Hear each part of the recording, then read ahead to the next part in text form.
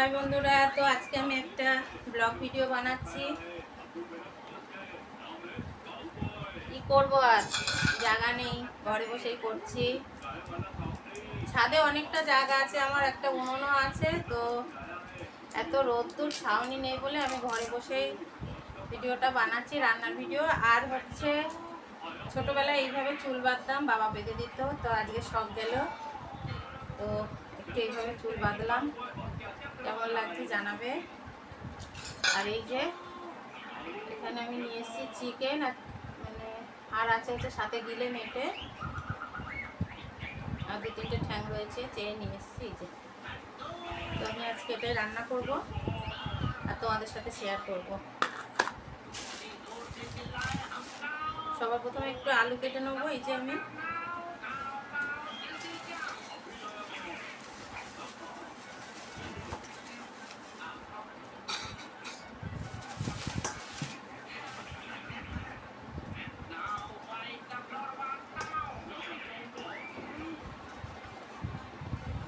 একটু কুমড়োও ভাজবো।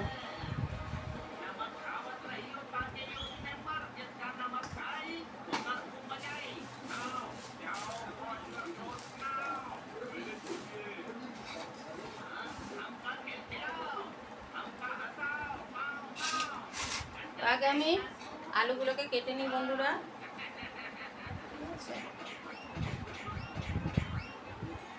এই যে আলু কাটছি।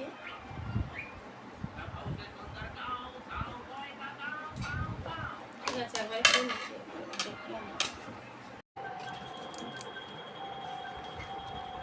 আলুটা কেটে নিই বন্ধুরা। অনেক বেলা হয়ে গেছে, সমস্ত কিছু কাজ বাজ সাথে সাথে এত দেরি হয়ে গেছে।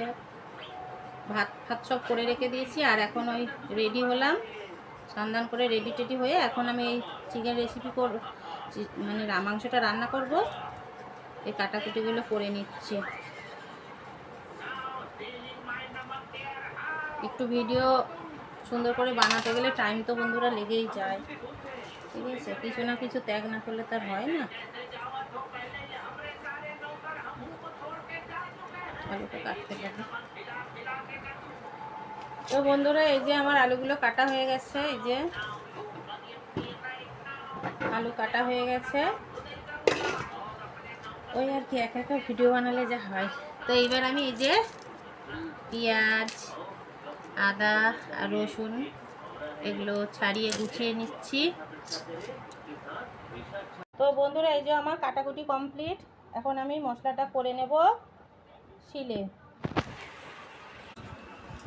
তো বন্ধুরা, আমি এখন আলু ভাজাটা আর কুমড়ো ভাজাটা বসিয়ে এসে শিলে মশলা করব।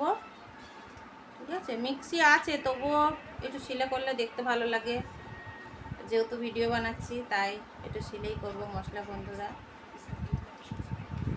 দেখতে থাকো।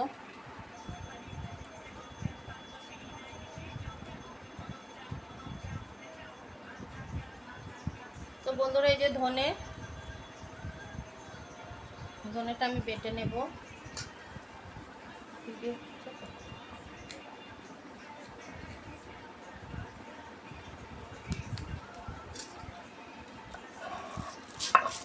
জিরে বাটছি না, তাই জিরের গুঁড়ো আগের দিন করে রেখেছিলাম,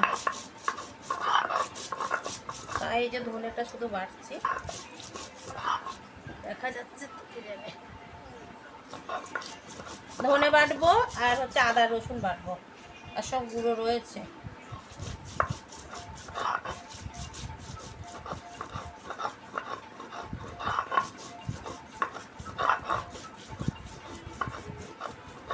ওদিকে আমি আলু ভাজা, কুমড়ো ভাজাটা বসিয়ে এসেছি।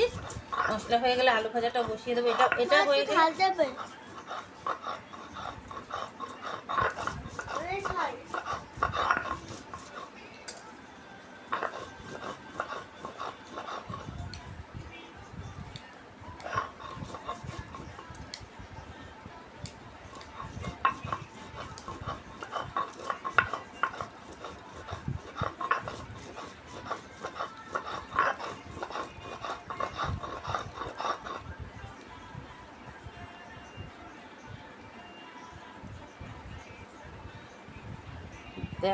দেখতেই পাচ্ছি না।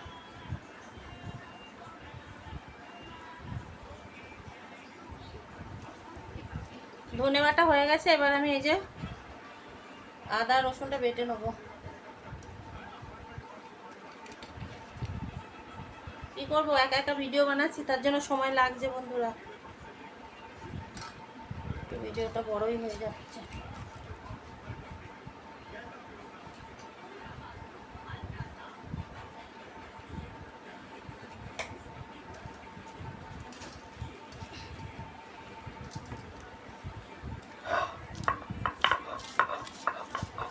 সিলে বাটা মশলায় রান্না কিন্তু ভালো হয়, ঠিক আছে। মিক্সিতে সব একসাথে দিয়ে দেওয়া হয়, স্বাদের মোটামুটি খারাপ হয় না ঠিকই, কিন্তু সিলে বাটা মশলা হচ্ছে অসাধারণ স্বাদ হয় বন্ধুরা। আর শুধু মশলার উপর ডিপেন্ড করে না, কষার উপর ডিপেন্ড করে। কষতে হবে, মাংস কষা যত সুন্দর হবে রান্না ততই ভালো হবে।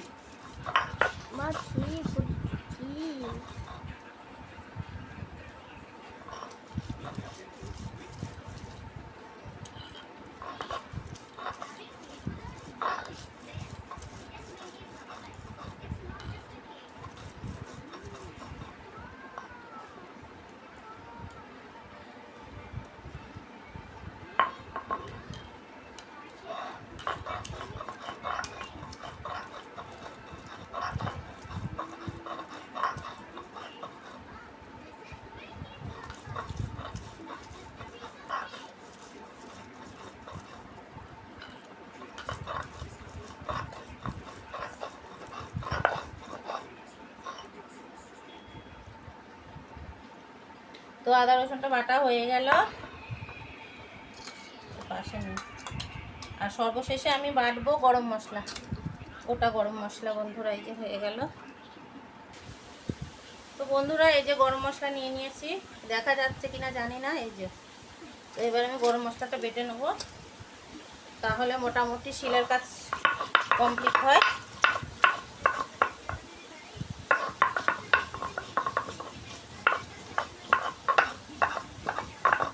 কি করব ভেবেছিলাম ছাদে করব, নিজের হাতে উনুন বানিয়েছি, কি সুন্দর উনুন, তারপরে জায়গাও রয়েছে, কিন্তু ওই রোদুরের জন্য করতে পারলাম না। করব ঠিক আস্তে আস্তে, আপনারা যদি সাপোর্ট করেন অবশ্যই করব।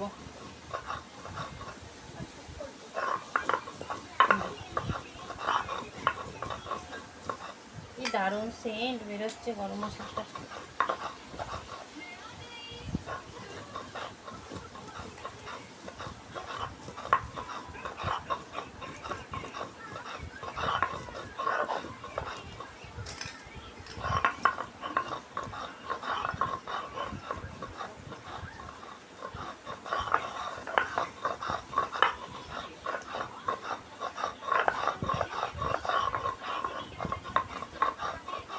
তো এখানে আমার গরম মশলাটা খুব ভালোভাবে বাটা হয়ে গেছে, এবার এটাকে আমি নামিয়ে নেব, ঠিক আছে। তো বন্ধুরা ওদিকে বাটাবাটি করতে করতে এদিকে আমার আলুটা প্রায় ভাজা বসিয়ে রেখে গেছিলাম, প্রায় হয়ে এসেছে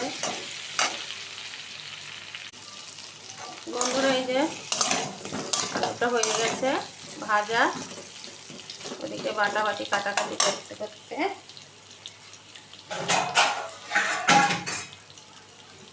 এই যে আলুটা তুলে নিলাম।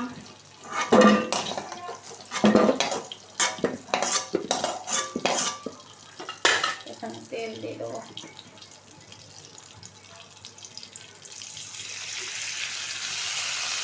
তেলটার মনে কালকে ওইটা জল দিয়েছে।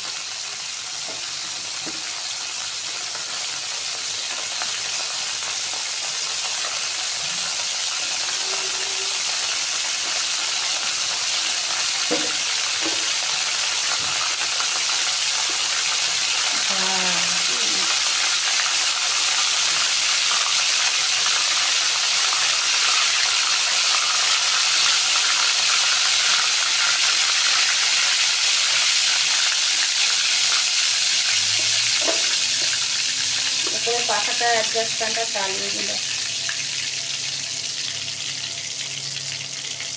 তেল গরম হয়ে গেছে, এবার এতে জিরে দিয়ে দিলাম।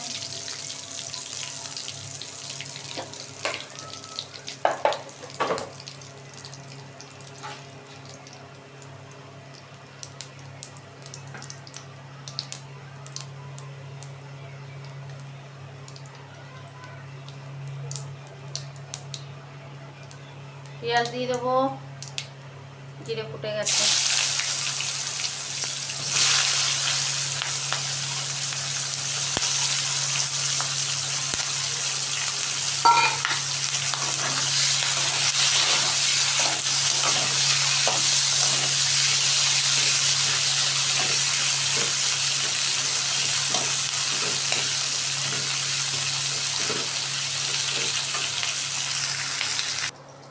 তো এই যে এখানে পেঁয়াজটা লাল লাল করে ভাজা হয়ে গেছে।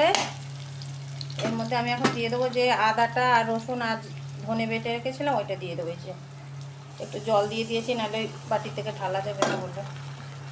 ঠিক আছে, এবার এটা একটু ভালো করে ভেজে নেবো।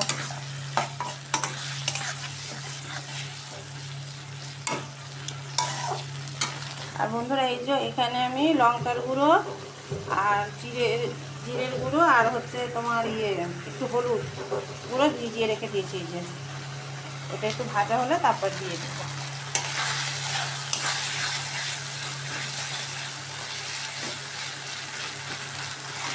তো এটা ভাজা হতে থাকুক। এই যে মোটামুটি ভাজা হয়ে এসছে, এবার দিয়ে দেবো এই যে এইটুকু। হ্যাঁ দারুণ। একটু জল দিয়ে দিতে হবে।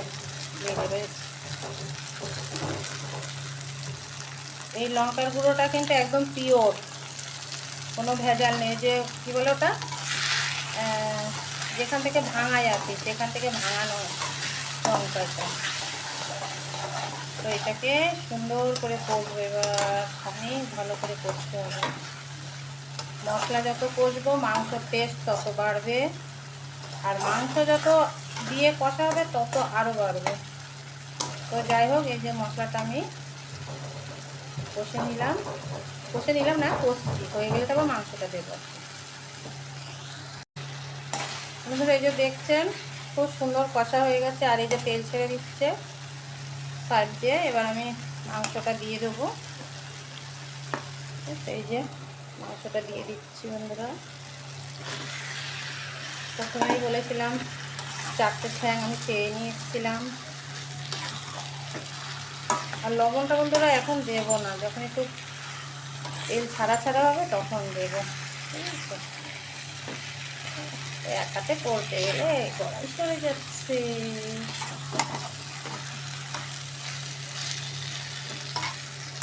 বন্ধুরা গিলে মেটে যে সাথে দিয়েছে, একসময় বিয়ের আগে গিলে মেটেও আমরা খাইনি বলতে কি পেতাম না, দিদি পাওয়া যেত না আমাদের গ্রামে, বাড়ি তো পাওয়া যেত না বন্ধুরা। যে বন্ধুরা কষা প্রায় আধা আধি হয়ে গেছে, আর এখন দিয়ে দেবো এই যে নুন।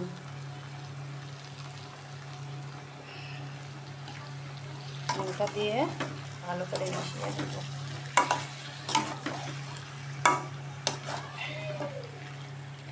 তো নুনটা দেওয়ার পরেও আবার কষবো খানিকক্ষণ, মোটামুটি তেল ছেড়ে না যাওয়া পর্যন্ত কষেই যেতে হবে। এখন বন্ধুরা শুধু এবার কালারটা, আর তেলও ছেড়ে এসছে। আর এই সময়ে আমি দিয়ে দেবো আলুটা। আর আলুটা দেওয়ার পর আমি আরও খানিকক্ষণ কষবো। যেহেতু এই কড়াই আর ফোন একসাথে ধরা যাচ্ছে না, ঠিক আছে আমি কষে নিই, এবার দেখাচ্ছি। কি বন্ধুরা এবার মনে হচ্ছে তো কষা হয়ে গেছে? দেখুন শুধু তেল ছেড়েছে।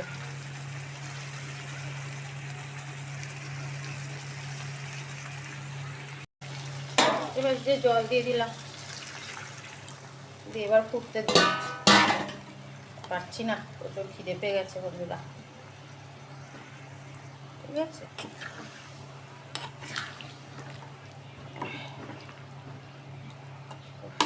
ভীষণ ভীষণ ভীষণভাবে খিদে পেয়ে গেছে। ওই যে গরম মশলা বাটাটা,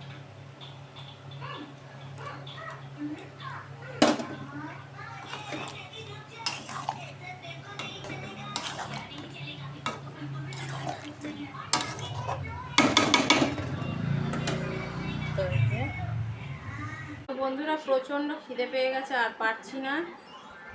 তো আমি এখন খেয়ে নিই, একটা মাংস খেয়ে দেখি কেমন হয়েছে। এই যে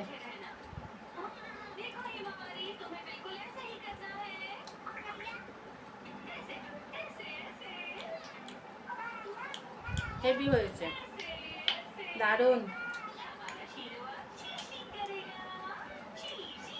অসাধারণ হয়েছে বন্ধুরা, হেভি সুন্দর, হেভি সুন্দর। বললাম না, সিলে বাটা রান্নার স্বাদই আলাদা।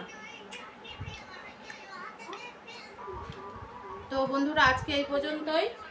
আমার ভিডিও যদি আপনাদের ভালো লাগে তো কমেন্ট করবেন, লাইক দেবেন আর আমার পাশে থাকবেন।